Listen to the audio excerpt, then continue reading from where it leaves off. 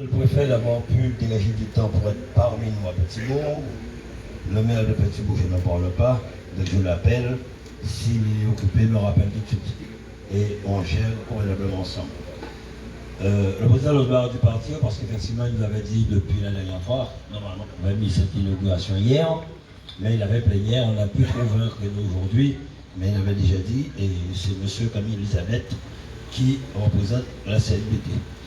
Je voudrais m'associer à vous, monsieur le préfet, pour effectivement saluer Jérôme, directeur de l'ADEME.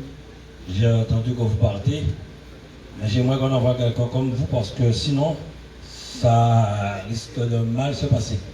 Je le dis, c'est quelqu'un vraiment, je crois, monsieur le préfet, connaissez ma franchise, ça doit être l'un des rares services déconnectés de l'État qui fonctionne complètement en Guadeloupe et vraiment avec tous les élus. J'aimerais encore qu'on puisse l'applaudir.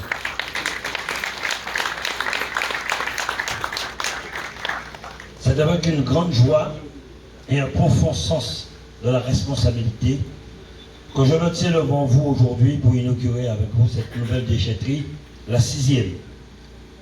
La première que nous avions livrée était aussi dans le Nord Basse-Terre, à Pointe-Noire.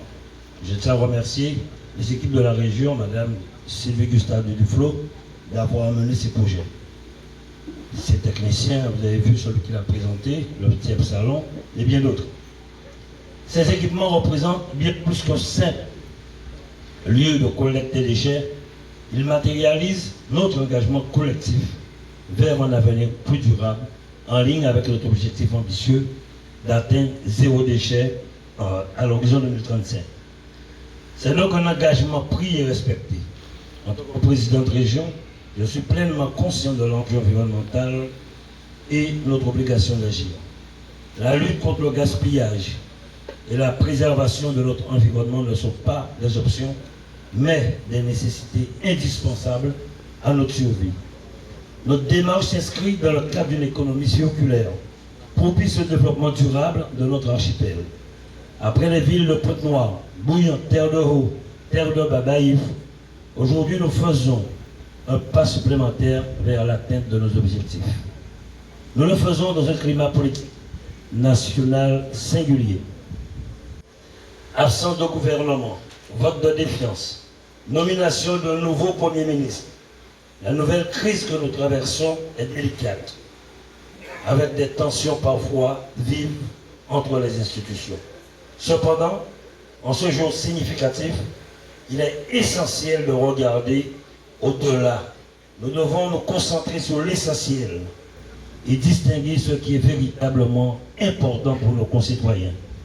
Le développement de notre territoire, l'amélioration de la qualité des services publics, de l'eau, de la valorisation des déchets et des modes de déplacement.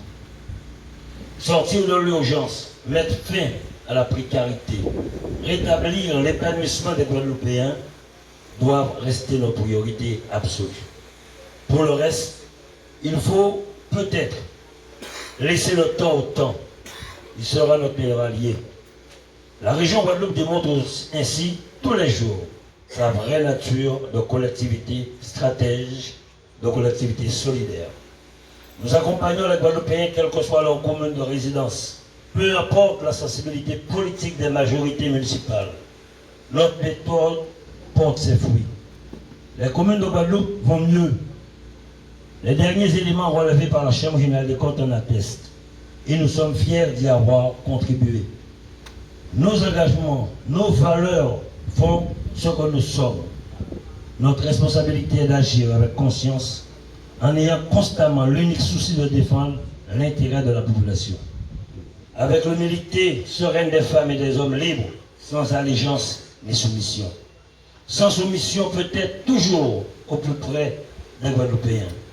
Prenons exemple sur ce qui se passe à Mayotte, où la situation est alarmante. Nous devons anticiper ces crises écologiques, économiques et sociétales en comptant d'abord sur nous-mêmes et nos propres ressources. L'heure de nous-mêmes n'est plus une utopie, mais c'est devenu une injonction.